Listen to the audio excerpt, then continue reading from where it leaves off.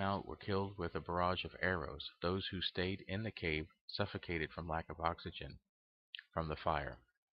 John T. Reed, a mining engineer from Lovelock, had a strong interest in Indian lore and was familiar with the Paiute story of their war with the Seneca giants, and he believed this discovery of the mummies proved the reality of their tale.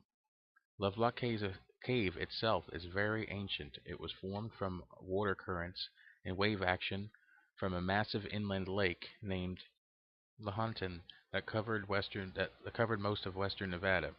Sometime after the giants died in the cave, an earthquake caused the collapse of the entrance to it. Only bats were able to enter it, making the large guano deposits. The discovery of the artifacts did not halt the mining operation. A year later, in 1912, the University of California at Berkeley and the Nevada State Historical Society would send a Mr. L. L. Loud to the site. Mr. Loud found the archaeological conditions in the cave to be terrible due to the mining, and only salvaged a few artifacts that he took back to California. It would be another 12 years before any other attempt was made at excavating the site. In 1924, the Museum of the American Indian in New York would send a Mr. M.R. Harrington to excavate the cave. Even though 13 years of mining left many of the artifacts damaged or discarded, over 10,000 artifacts would be removed from the cave, including a donut-shaped stone that scientists believe is a calendar. It has 365 notches carved along the outside rim, with 52 corresponding notches on the inside. In February to June of 1931, two more giant skeletons would be uncovered in the Humboldt dry lake bed near Lovelock Cave. These skeletons were 8.5 and 10 feet tall and were covered with a gum-covered fabric, not unlike Egyptian mummies. Many of the artifacts were destroyed in a fire where they were being stored, but some are on display at the Nevada State Historical Museum in Reno and the Humboldt Museum in Muca, Nevada. The only known remains of the skeletons are at the Humboldt Museum. Although not on display, they have allowed people to view them. The skulls are startling proof that at one time giants walked the earth. The National Archaeological Museum of Athens, Greece holds in its possession a unique device called the Antikythera mechanism. This artifact, also known as the Antikythera computer, was found in an ancient shipwreck on the bottom of the Mediterranean Sea in 1900. The device's complexity and purpose would not be discovered until decades later, when scientists would uncover its gears and the inner workings of the device. The sophistication and complexity of these gears were not known to exist until the 1800s, with Swiss clock manufacturing. Scientists would determine that the artifact was used to calculate astronomical positions. The dating of the Antikythera mechanism is between 150 to 100 BC. The device is of Greek manufacturing. It has an instruction manual written on it in Koine Greek. The ancient philosopher Cicero wrote in his dialogue De Republica about two machines that were used to predict the movements of the sun, moon, and the five known planets. Cicero credited the creation of the devices to Archimedes and stated that the two devices were brought to Rome after the death of Archimedes in the siege of Syracuse in 212 BC.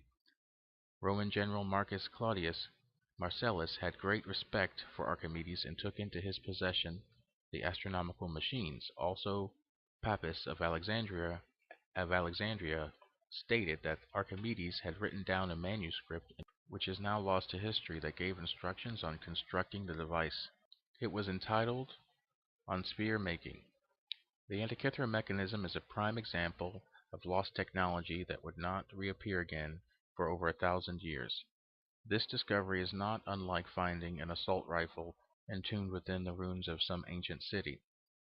Another artifact that may show proof of another lost technology of the ancients is the Baghdad Battery. This artifact was found in 1936 in the village of Kuyut Rabua. The artifact is made of a terracotta pot 5 inches tall with a 1.5-inch opening at the top. Inside the opening there is a cylinder made from a sheet of rolled copper. rolled up copper, which surrounds an iron rod. In 1938, Wilhelm Koenig, the German-born director of the National Museum of Iraq, found the Baghdad battery and began to study it. The dating of the battery is from 250 BC to 640 AD. Koenig believed the object dated from the Parthian period. The Parthian era of influence ended in 224 AD. British museum officials believe the style of the pottery used is more suggestive of the Sassanid period, which began in 224 AD. This Persian dynasty would conclude in 640 AD. In 1940, Koenig would publish a paper suggesting that the objects could have been used as battery cells, possibly made for electroplating gold onto silver objects. The scientific community, for the most part, does not accept this interpretation of the Baghdad battery's function. They believe the artifact's close resemblance to storage vessels for sacred scrolls from the nearby site of Seleucia on the Tigris easily defines the artifact's purpose. Several reproductions through the years have shown the artifact's ability to produce electrical current and even electroplate objects. Gold-plated artifacts have been found in the region, but are believed to have another type of gold plating technique used in their construction. The Baghdad battery's function resides in a gray area. It shows the ability of a more advanced technology for its time, but it doesn't have any corroborating evidence that would be necessary for authenticating it as a battery. Maybe someday it will be found. In 1924, near Tucson, Arizona, Roman-styled artifacts were excavated from a cave.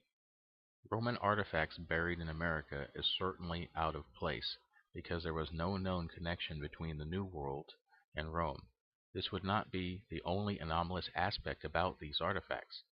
On one of the swords, it has a clear engraving of a dinosaur.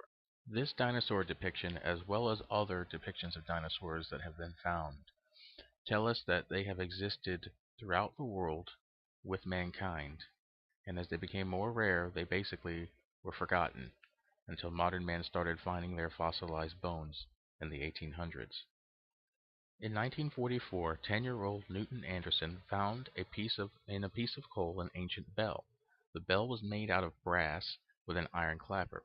The top of the bell had a winged figure on it.